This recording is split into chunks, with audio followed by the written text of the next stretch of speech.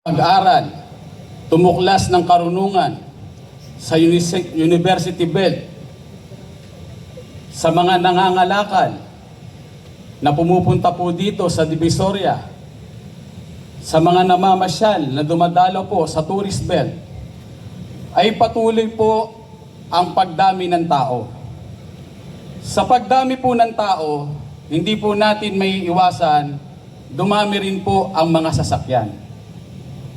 Kaya sa bisa po ng RA 7160 o Local Government Code na nag-aatas po sa lokal na pamahalaan na mga siwa sa mga pangtransportasyon, trapiko at parking sa kanyang mga nasasakupan. Dahil po dito ay iniakda noong September 2, 1993 ang Ordinansang 7815. Ano po ba ito? Ito po ang ordinansa o batas na nagtatag ng Manila Traffic and Parking Bureau. Ito po ay napagtibay noong pong November 8, 1993. Kaya kung pag-aaralan po natin, 33 years pa lang po ang Manila Traffic and Parking Bureau. Subalit, hindi po natatapos ang pagtatatag lang po ng opisina upang marunasan ang trapiko sa ating lungsod. Noong pong December 14, 2004, pinagtibay po ng Konseho ng Maynila ang Ordinansang 8092. Ito po ang Traffic Management Code ng Manila. Para po sa hindi pa ho nakakaalam, ang ordinansa pong ito, ang may pangunahing nag-akda po nito ay walang iba po kundi ang ating kalihim, Letted Sargal. Siya po ang author nito. Palakpakan po natin. Hanggang ngayon po, yung Ordinansang 8092, yan po ang nagiging gabay ng MTPB sa pagpapatupad po ng batas trapiko. Ano po ang naitulong ng mga ordinansang ito sa pananalapi ng lungsod ng Maynila? Kunin ko lang mo yung kodigo ko. Sa paglalahad ko po o pag-uulat sa inyo ng kalagayan ng pananalapi ng ating lungsod, ipagpaumanhin po ninyo, hindi po natin may iwasang ikumpara sa nakaraan. Sapagkat hindi po natin makikita kung ito po ay naging progresibo, lumaki ba, lumiit ba, o tinira. Ano po? Simulan po natin sa July 2024. Resign na po ako nito. Hanggang June 2025. Ang pumasok po sa Kabanang Bayan ay 108,063,422.12 pesos. Yan po. Salaminin po natin para makita natin ano ba nangyayari. Ito naman po, pag-upo po ng bagong administrasyon. July din po, hanggang July 2025 hanggang June 2026. Pareho lang po yan, 13 months. Para mansanas sa mansanas. In English, apple to apple. Ano po? Ang pumasok po sa Kabanang Bayan ay 147,426,353.75. Tanong po, pakisagot lang. Lumaki po ba? Opo, awa ng Diyos. Ang itinaas po ng kita ng MTPB ay 39,362,931.63. Kung sa bahagdan po, ito po ay may katumbas na 36.42%. Kaya nagpapasalamat po ako sa mga kasama ko sa MTPB. Kasi po ako, hindi ako naniniwala na nangyari yan dahil sa akin. Nangyari po yan sa pakikipagkaisa ng mga kasama ko po sa opisina. Yan po ang naging resulta ng trabaho. Kalaki po nito, nakikisuyo na rin po kami sa mga motoristang bumabaybay sa lungsod ng Maynila. Kung sakasakali po na tayo po ay mahuli dahil sa paglabag sa batas trapiko, iwasan po nating umareglo o maglagay sa traffic enforcer. Mas mabuti po ipilit natin na tikitan tayo. Dahil pag tinikitan po tayo, ang ibabayad nila, tiyak po, papasok sa kaba ng bayan. Kung tayo po ay aareglo, maglalagay, yan po ay pupunta sa bulsa ng iilan lang. Kung sa kaba ng bayan, magagamit pa po ito sa serbisyo publiko. Makakatulong po ito, pambili ng gamot, pagpapasaayos ng mga paaralan at ospital. Kaya makisuyo po. Sa mga nanonood, alam po naka-live to eh. Mga motorista, wag po kayong aareglo o maglalagay. Kasi po, mga kasama kong kawani, minsan po sa social media may magpo-post. Galit na galit. Siya raw po ay kinutungan ng enforcer sa lungsod ng Maynila. Sinashout niya pa yon, tinatag pa si Mayor. Hindi ba kung nagagalit po tayo dun sa enforcer, dapat magalit ka rin sa sarili mo? Bakit po? Kasi nabaging bahagi ka ng pagkakamali. Hindi na pa po mangyayari yon kung hindi ka pumayag. Gaya po ng kasabihan ng matatanda, ang sinulid, hindi po papasok sa butas ng karayom kung yung karayom gumagalaw. Ibig sabihin, kung hindi po tayo papayag, hindi may sakatuparan ng masama ang kanyang kasamaan. Ganun lang po kadali yun. Ipinababatid ko lang din po sa inyo, sa loob ng 1 taon, dahil po dyan sa Kotong, meron na po tayong 35 na enforcer na inalis. Hindi po natin kinukonsinti yan. Mamaya lang may humabol pang isa. Ayaw patalo. May nag-chat po sa akin, haharapin din namin yan. Pakiusap lang po, magtulong-tulong po tayong masupil sa langsangan ng bagay na yan. Patuloy po ang operation ng MTPB sa clamping. May task force araw pa yung anti-road obstruction. Kasama po namin ng engineering, DEPS. At para rin po sa kaalaman ng lahat, maaaring nakita nyo na po ito sa news at sa social media.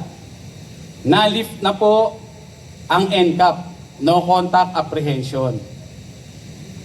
Yan po, mauhuli tayo sa pamamagitan ng kamera. Iwasan po nating lumabag sa batas trapiko. Ayan, hindi ka makokotongan yan. Pero hindi natin may iwasang magbayad. Mahirap po ang buhay ngayon. Para makaiwas po tayo sa dagdag gugulin, wag na po tayong gumawa ng violation. Nang sa ganun po, may naitatabi tayo para sa pamilya natin. At sa pag-iwas po natin at sa pagsunod natin sa batas trapiko, naiiwasan din po natin ang aksidente. Alalahanin po natin yung pamilya natin nag-aantay sa ating mga tahanan. Kailangan umuwi tayo sa bahay natin ng ligtas. At bilang panghuli po, nais ko lang po ibahagi sa inyo, ewan ko kung tama ako.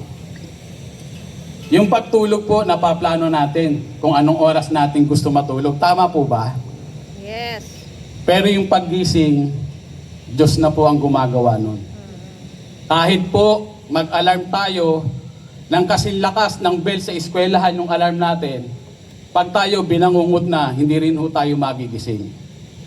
Sa bawat pagkakataon pong binibigay ng Diyos sa atin, na magising tayo sa umaga, na may buhay at lakas, gamitin po natin sa pagtulong sa ating kapwa. Yan lang po ang aking bahagi. Ibinibigay ko po ang habag sa ating alkalde, Alkalde Francisco Isko Moreno Tumagoso. Uuwi rin po sa wala. Laging ang pagkakamali minsan, di natin tinotolerate sa ating mga enforcer. Pero para itong mga enforcer na to, na tao lamang, minsan natutokso rin, sabagkat tao din ang tumutokso sa kanila dahil they're buying convenience because of the violations that they created. And kaya kung bakit nagkakaganyan pamisa-misa. But rest assured that your city government under this administration will never ever tolerate abuse in the streets of the city of Manila.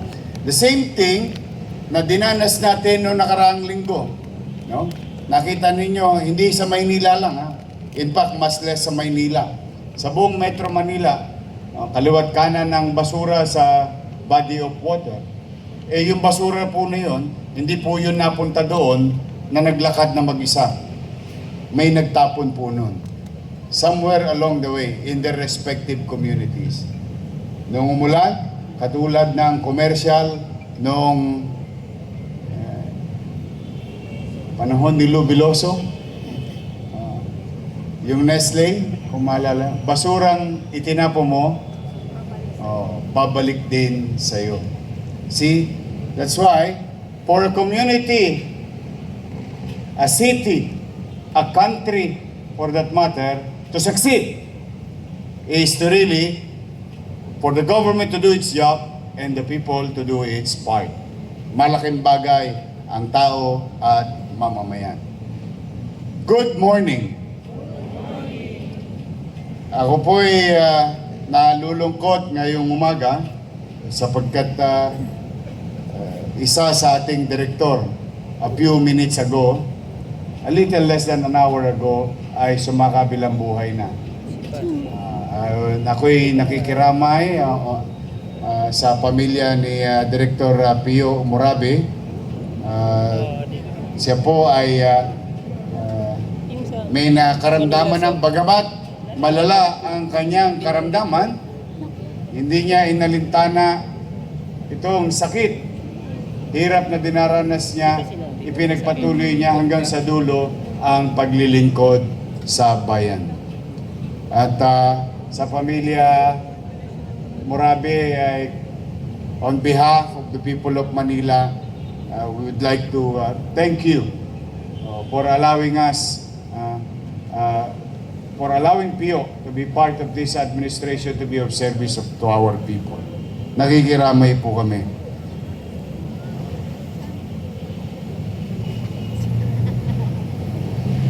Ingat ka, Jess.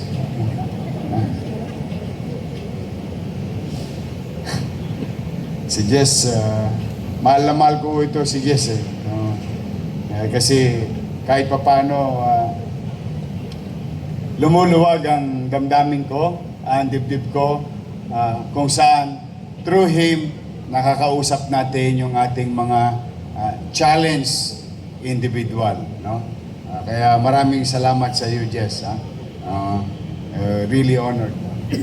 But today we'd like to also to thank Director Dennis Biahe and the team in the MTPB.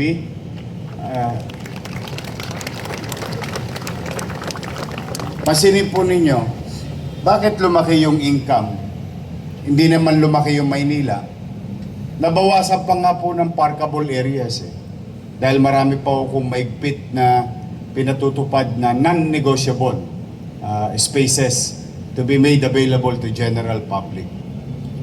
Talaga po pagka masino pati epesyente ang liderato at pumapasok sa kaban, yun dapat pumasok sa kaban, eh hindi po pwede magkaila ang numero. Kaya sa ating lahat, in our effort, really we need to be efficient so not to be burdened or creating more burden by raising that weight to the shoulders ng ating mga taxpayer. Tayo magkolekta lang ng tama. Piso sa piso. Puentas claras. Okay na yan. And in fact, by the end of this year, we're going to raise about 94 million pesos. On top of the regular expenditures that we are dedicating, allocating, appropriating for our city personnel. 9,364 of you. Or because of what we are going to implement on September 1 up to what you call the increment or the salary adjustment. No? With this, if we are not going to be efficient year on year, the salary adjustment and increment will continue.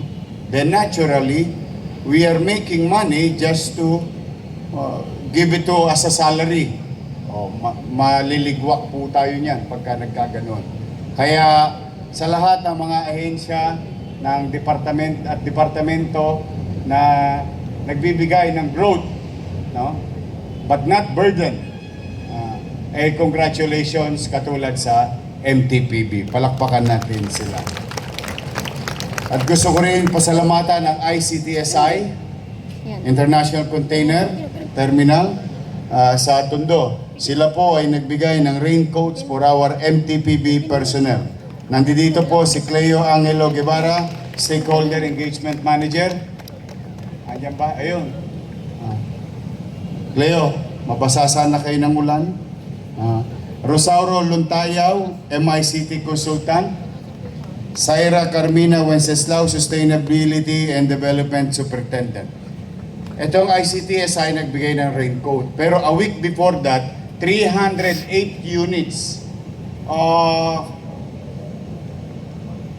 ABP equipment for our elementary schools in the city of Manila, dinonate nila. At a few months ago, under our watch also, lahat ng mga modernong sports equipment was given to City of Manila, particularly sa Ateneo de Tondo. Para ngayon yung pumayag.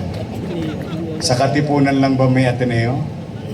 May Ateneo rin sa Tondo. Ang pangalan, Rosauro Almario Elementary School. Charot. Pumapalag yung mga lasalista. But I'm really grateful. On behalf of the people of Manila, to the ICTSI family, thank you very much for helping the city government. To Motopost Philippines, nagbigay ho sila ng 2 tok-tok units. Ayan. Thank you. Magagamit ng MTPB. Nandyan po si Mr. Oscar Maglalang Jr., President. Mr. Jonard Ramirez, Regional Marketing Manager. Mr. Ronesper Santos, Marketing Manager. Thank you very much sa inyo. Mabasa sana kayo ng ulan at patuloy kayong dumami. And to our 65 junior high and senior high students leaders for our Boys and Girls Week, welcome to our flag ceremony. Ayan sila lahat. Palakpakan natin. At bilang good news, alam ko naman, mahal ninyo ang inyong sarili, ang inyong kutis. In fact, marami sa inyo, customer ni Chin Chansu at ni Natasha. Sino ba yung nauna kay Natasha? In 1980s? Avon. Avon. Pag may pera ka, yung ano yung imported na bra? Triumph. Ganun nung araw eh. Pero dahil sa mahal na mahal ninyo ang kutis ninyo, ay malugod kong ipinalam sa inyo na napakarami nating magagaling na dermatologists. Hindi lang magaling, magaganda at gwapo pa. Jess, pumila ka na. Andito ang ating mga taga-dermatologist ng Ospital ng Maynila. They're joining us today. Someday we'll have a better place for you, a better home, fully equipped and modern space for our dermatologists in Ospital ng Maynila. Kaya kung sinong gusto magpapalitada dyan, Todits, wala nga ng tosgas. Kaya yung mga may galis aso dyan, libag, banil, buni, alipunga. O nga pala, no, lahat yun tinamaan ko. Alipunga. Ang sarap kamutin nun sa nung araw. Tapos nyanyang. Wala naman ako naging buni, pero marami ako naging banil. Alam niyo yung banil? Yung libag na ayaw matanggal. Yung patsip-patsip ba? Araw-araw ka ba naman nasa basurhan? Ano pa ba mga sakit? Wala akong galis aso. Naliligo naman ako. Ikaw, Jess, nagkagalis aso ka? Wala na. Pero, kidding aside, more than the beauty, I would like to, thank the effort of the entire dermatologist team in Hospital ng Maynila for taking care of the skin, the physical challenges ng ating mga mamamayan sa lungsod. Can you imagine that itong bagay na ito'y nabibigyan pa rin ng pahalaga ng pamahalang lungsod ng Maynila para sa ating mamamayan? Palakpakan natin ang ating mga taga-dermatologist. And today also is another day for us. Buti naman tumigil na ang ulan. Kawawa na ang JO. Oy, shout out sa mga JO. Well, baba na sweldo nyo ngayon. Oh, no? No work, no pay, no? No, wawawa naman yung mga JO natin. Ilang araw na silang walang pasok. But to everyone who is here, ating mga ayan,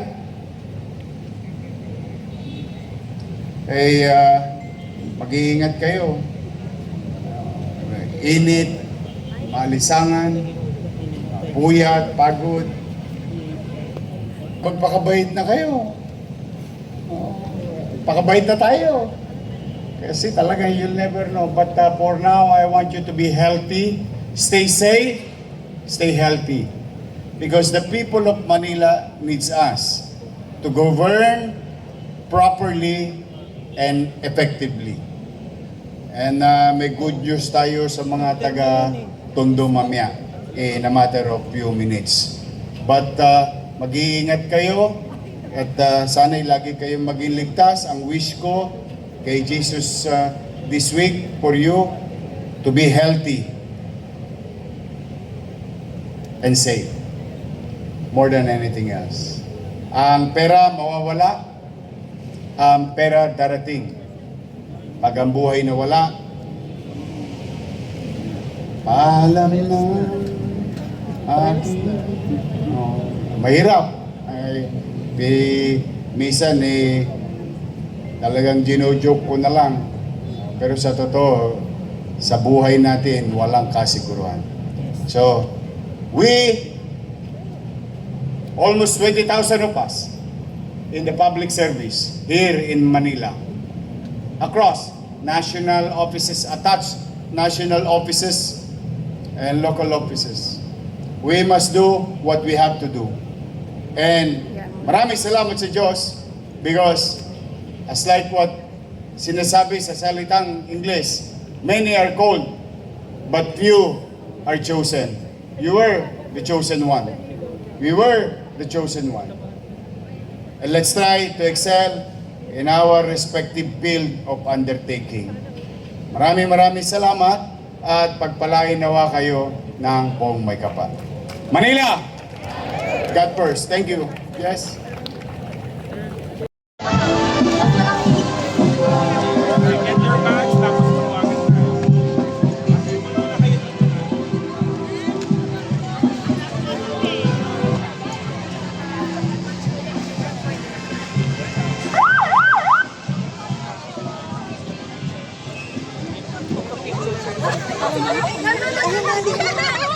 tawagan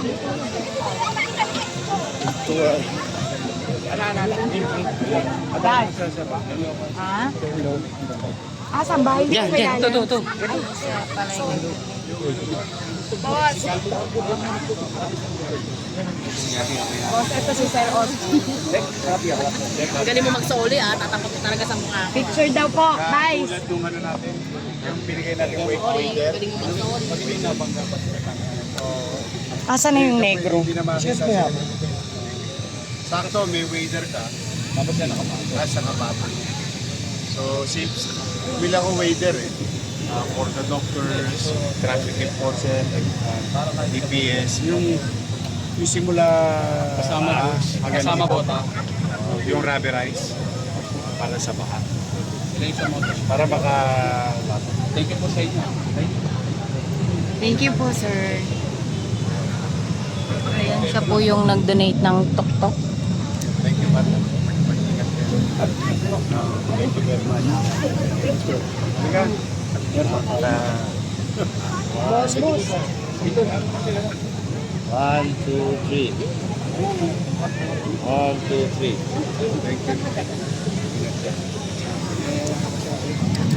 Thank you. Trabaho na ako,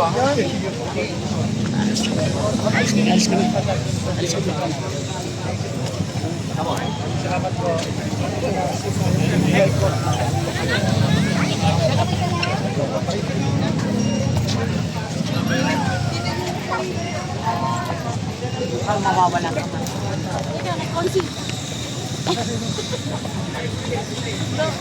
Pinapatay ako to.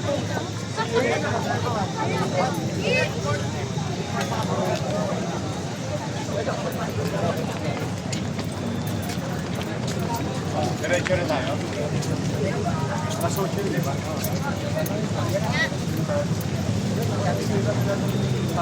Kasi ang usapan namin, boto. Eh, tinira na nila yung pamabata. Ano mo mga dalawang araw pa? Pag maganda daw mamaya ko sa report.